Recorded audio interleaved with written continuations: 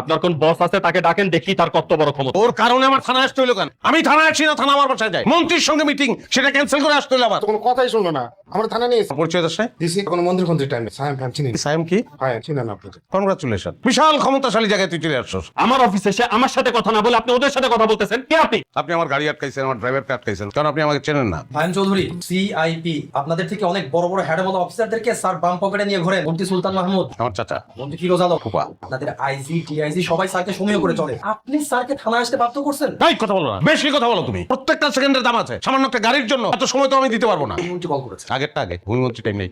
DIG পারভেজকে phone দাও। জি sir. Sir আমরা মনে ভুল করে ফেলছি। তার কারণে যদি আমার কোনো ক্ষতি হয় তাহলে এটা মাথা বলছে। স্যার আপনার সাথে কথা বলবেন।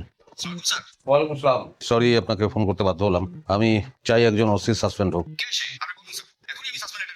তাকে সাসপেন্ড কেন করতে হবে সেটা শুনবেন না আপনি? স্যার সরি, আসলে একটা মিসআন্ডারস্ট্যান্ডিং হয়ে গেছে। আচ্ছা, আমি আপনাকে পরে জানাচ্ছি।